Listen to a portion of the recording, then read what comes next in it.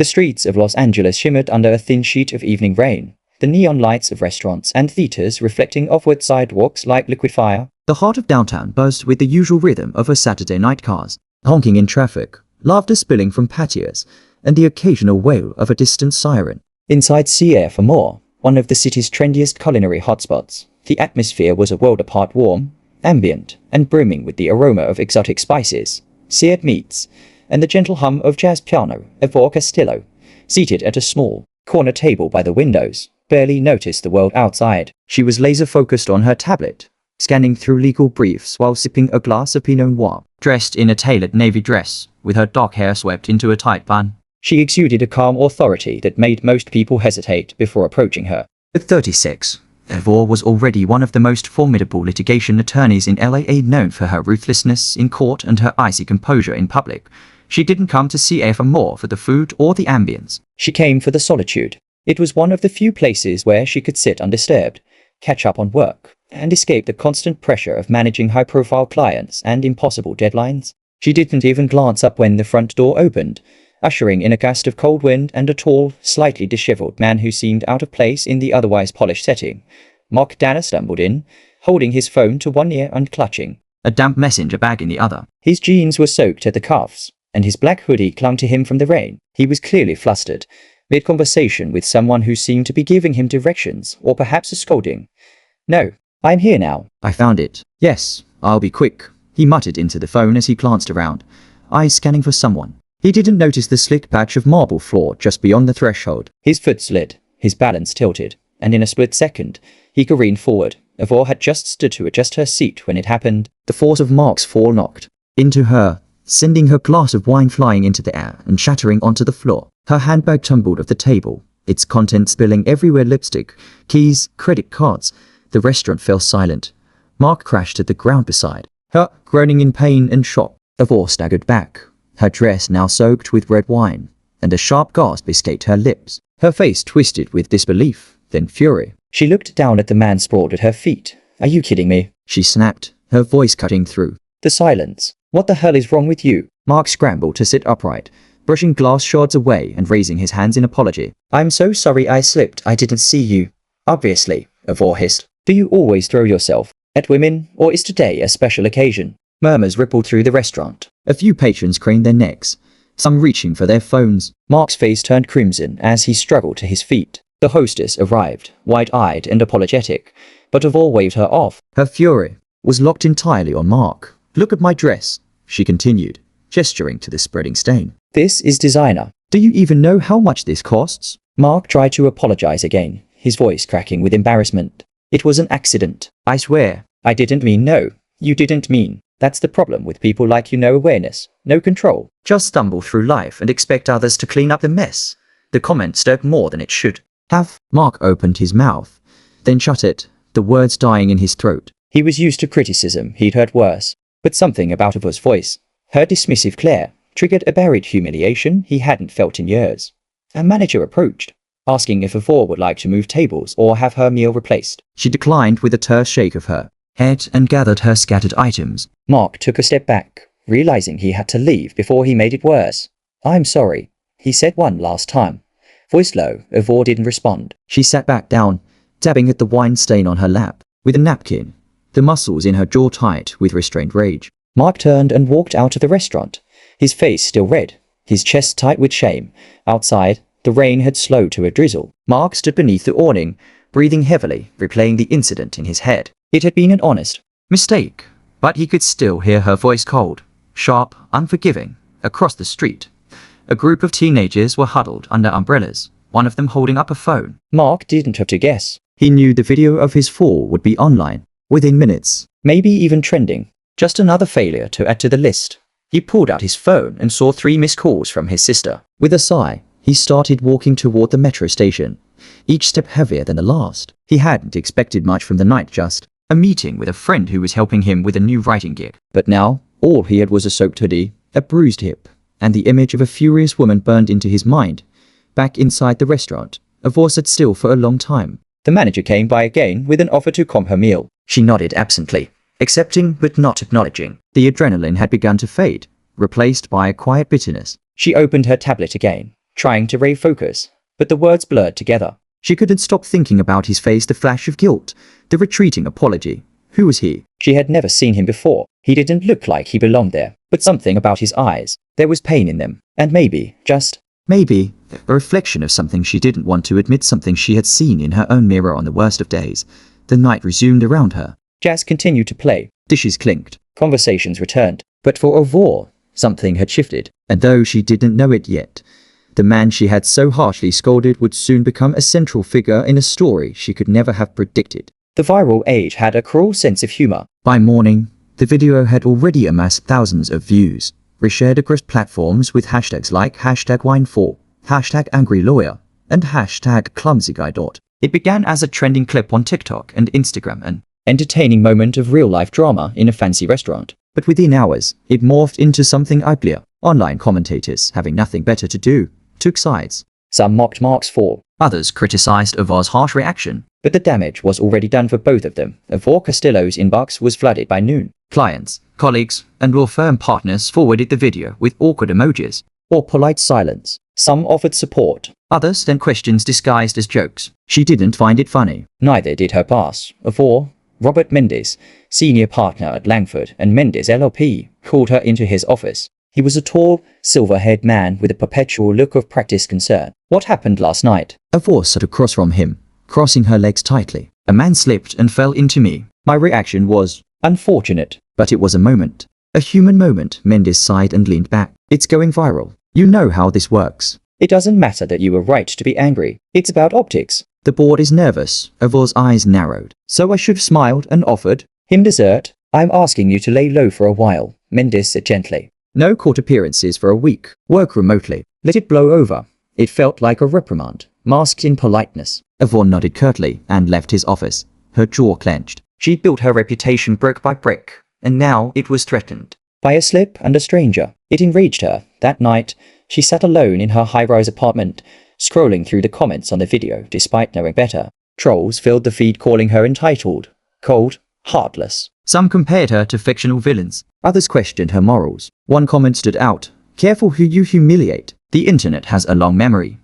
It had no username, no profile. Picture, just a comment, bold and chilling, across the city. In a small studio apartment above a bookstore in Silver Lake, Mark Danner sat on the edge of his bed, his laptop open to the same video. He had watched it maybe 20 times, not because he enjoyed the embarrassment, but because it had become a strange fixation. He hated being known again, not like this. He'd once been a name in the literary world. Years ago, his debut novel, The Yellow Hours, had rocketed to fame, praised for its depth and rawness. But just as quickly, his success turned to scandal. Accusations of plagiarism from a bitter academic rival spiraled into a media frenzy. His publisher dropped him. His agent ghosted him. Friends stopped calling. He disappeared into obscurity. And depression. Now, after years of therapy and small writing gigs under pseudonyms, he had been trying to rebuild his life. He hadn't even wanted to go to CNR-STORIES. His friend Naomi had insisted they meet there to talk about ghostwriting a memoir. She was late. He had gone in alone, and now his fall was a meme.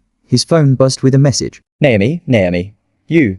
Okay, this whole thing is wild. That lawyer woman is brutal. Mark stared at her message, then typed, Mark, do you know who she is? Naomi. Yeah. Avor Castillo, big shot attorney. Represented the tech CEO who embezzled $50 mil and still walked. She's got enemies. Why? Mark hesitated, then deleted what he was going to say. He didn't have proof, just a feeling. Something hadn't felt right about the way she looked at him, like she knew him, or like someone had whispered a story into her ear before he even opened his mouth. Then came the second message. Naomi, be careful. Someone posted your name on Reddit, thread saying you did it on purpose, that it was staged. Mark's blood ran cold. Staged. He clicked the link. The thread had several anonymous users speculating that the fall was a ploy to humiliate Avor. Others dredged up his past. Failed writer, disgraced author, known for drama. And then, one comment that made him sit up straight. This guy's connected to Langford and Mendes, used to ghostwrite for one of their clients, got screwed. Maybe this is payback. How did they know that? He had signed an NDA. His ghostwriting work had been under strict confidentiality. He began to suspect something darker. Someone had planted this. And someone wanted both him and Avor under fire. The next morning, Avor's assistant, Jordan, brought her a padded envelope that had arrived by courier. No return address. Inside was a printed photograph of her at the restaurant. Mid-argument, her hand outstretched, face twisted in rage. On the back, in red ink. Everyone's watching now. Smile. Yvor's heart pounded. She showed it to no one. She went home early that day, locking her doors and pouring herself a glass of wine. The irony not lost on her. Her mind raced with questions. Was Mark just an unlucky man? Or was he a pawn, or worse, a player? The next week brought more strange occurrences. Her security system went off twice in one night, with no sign of a break-in. She found her car's rearview mirror cracked without explanation. An intern at her firm said someone called asking questions about her claiming to be a journalist, but refusing to give a name. She finally decided to confront the only person who might have answers.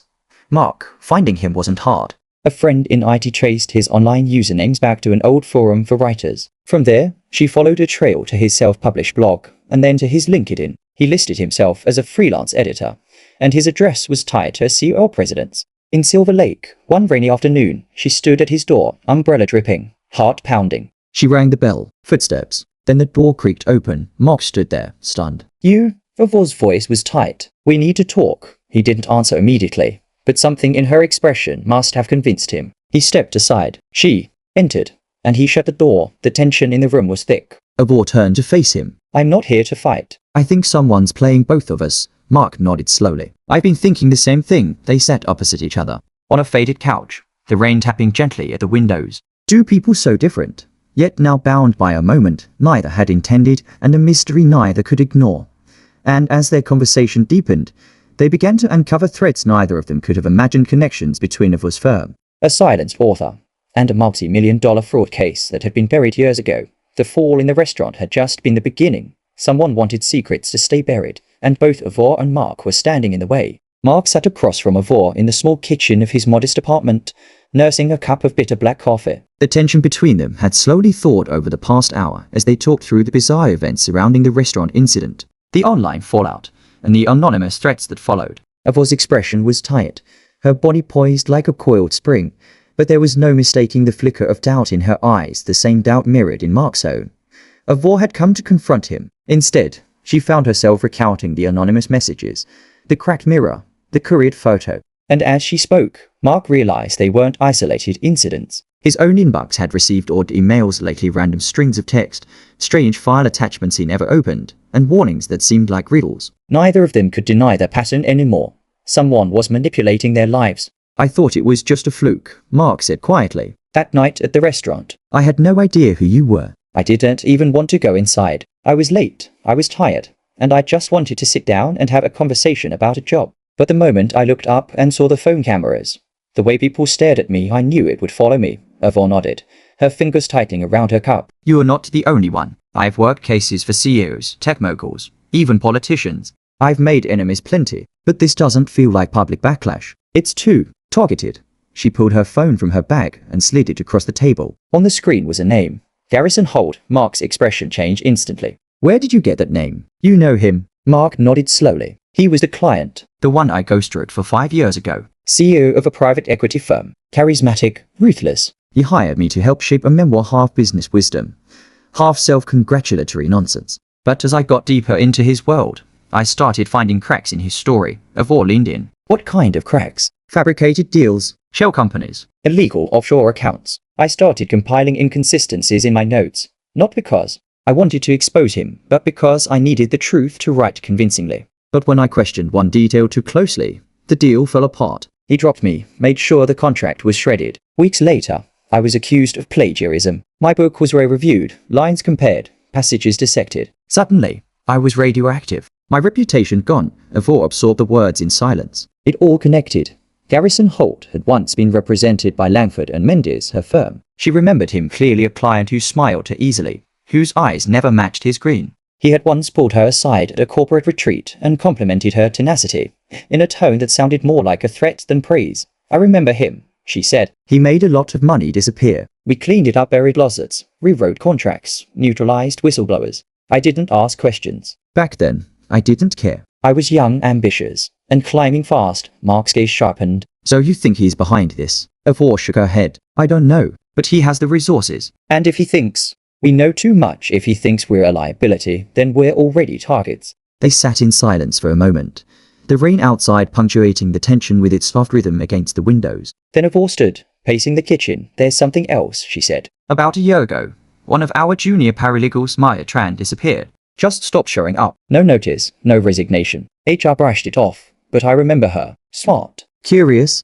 Always digging deeper than necessary. One day, she came to me with concerns about a case Holt was involved in. Claimed some of the financial data had been altered. I told her to drop it. Mark's eyes widened. You think she found something? I think she might have been the first person to get close. And I think someone made her disappear. A new silence took over, deeper, heavier. They both knew what this meant. They were chasing shadows, and the closer they got to the truth, the more dangerous it became. Mark opened his laptop and pulled up an old archive of emails. I kept some of my notes from Holt's memoir. Not the originals, those were seized during the investigation, but copies. Fragments. Look. He clicked through folders labeled with cryptic names. In one titled Prometheus Drafts, he showed her a collection of paragraphs with highlighted inconsistencies, names that didn't match corporate records, dates that conflicted with public filings, quotes attributed to executives who had died years earlier. This isn't just fraud, Ivor murmured. This is a blueprint for laundering money through shell foundations. Mark pointed to a passage. Here he mentions a charity front called Lion, Ivor froze. I know that name. It's on a donor list from one of our firm's biggest clients, a non-profit group that sends medical aid to South America. Except I always thought the donations were suspiciously high for such a small operation. Together, they began tracing connections. Lion was linked to at least 3 dummy corporations, all registered in Nevada under different names, but sharing the same tax agent. One was used to fund political campaigns, another owned property in Belize. It was a vast network, intricately designed to obscure its source. What if this whole scandal you're for, by public shaming, it's all a smokescreen? Mark asked. What if someone's trying to keep us too distracted to see what's really going on? Ivor nodded grimly. Then we have to stop playing defense. They decided on a plan.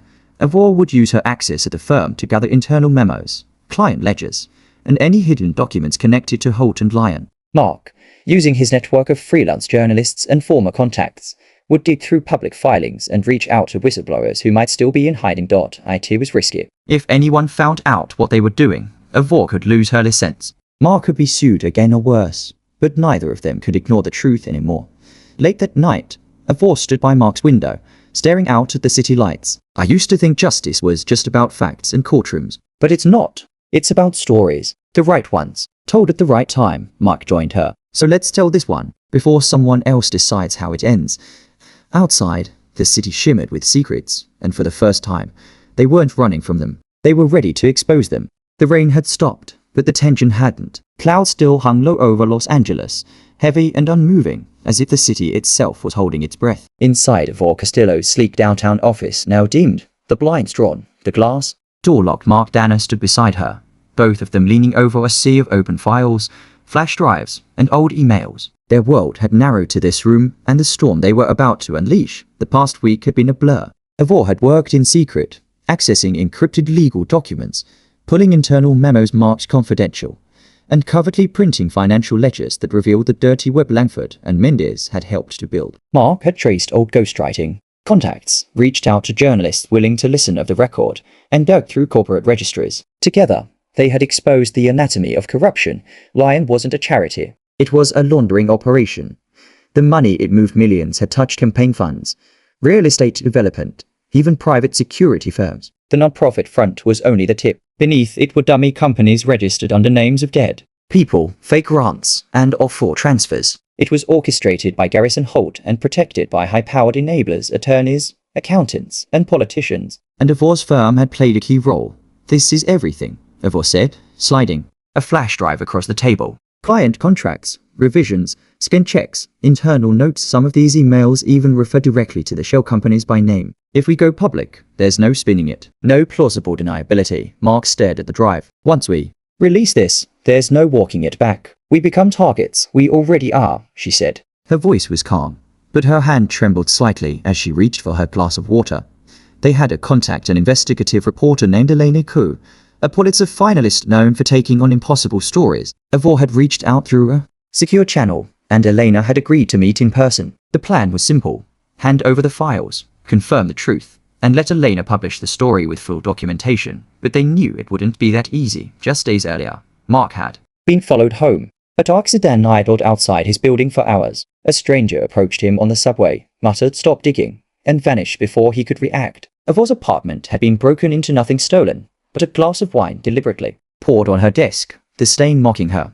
They weren't just playing with fire anymore. They were in it. The meeting with Elena was set for 11 o'clock am at a private CEO working space in Echo Park. Mark and Ivor left separately to avoid attention. Ivor took an Uber, changing cars twice. Mark rode his bike along side streets, wearing a hoodie pulled low. When they arrived, Elena was already there, seated at a booth in the far corner, her laptop open, her gaze sharp. She motioned them over without a smile. Everything you said. I've started corroborating it, she said quietly. I've spoken to a whistleblower who used to work in Lyons Bentley's office. She confirms the financial transfers. Says she has screenshots. I'm going to fly her in tomorrow. But if we publish this, if we go wide, you understand what's going to happen, right? Ivor nodded. The firm will go into damage control. Holt will deny everything. He'll throw others under the bus first. He always does. Mark leaned forward. But the story needs to break before they can control the narrative. We need it to hit hard. At once.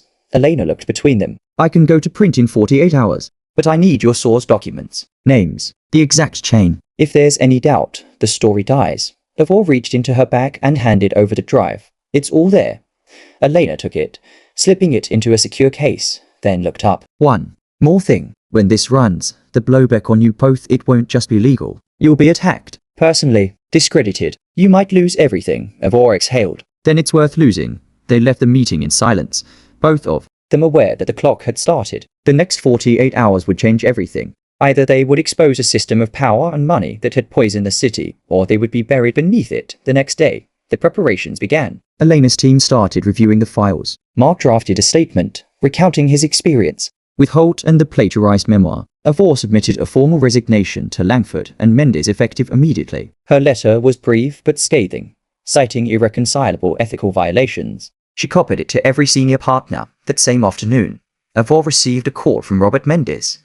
You've made a mistake, he said coldly. No, she replied. You did. I'm just cleaning it up. That night, Mark's apartment was vandalized. His laptop stolen. He wasn't home at the time he'd anticipated it, and stored his backups in a secure location. But the message was clear. Then, the morning of the release, something unexpected happened. A private security firm issued a statement on behalf of Garrison Holt. He was stepping down from his executive role at his firm to focus on personal matters. A preemptive move, an attempt to control the fallout. At 10 o'clock am. Elena published the article. Headline: The Lion Cover-Up. How charity money funded crime and corruption in the heart of LA. The story exploded. By noon. It was everywhere. CNN, NPR, BuzzFeed, and major international outlets. Twitter trended for hours with hashtags like #LionScandal, #GarrisonHolt, and #Justice in L. Ivor and Mark were named as whistleblowers. Their faces were on every screen. Holt tried to push back with a press release, but it was too late. Former employees stepped forward. Bank records leaked. Photos of Holt with key political figures surfaced. The Department of Justice opened a preliminary investigation. Langford and Mendes went into full lockdown. Ivor's resignation email was leaked, and within hours, junior associates and paralegals began speaking out. There were protests, demands for reform, online petitions. It was more than Ivor or Mark had imagined. By evening, they met again at the same Echo Park spot. Elena joined them, exhausted but triumphant. You did it, she said. We all did. Ivor looked at Mark. It's not over. There'll be trials, investigations, but the story is out. Mark smiled genuinely, for the first time in years. Funny, isn't it? All this started because I fell into you at a restaurant. She laughed. The fall that shook the city.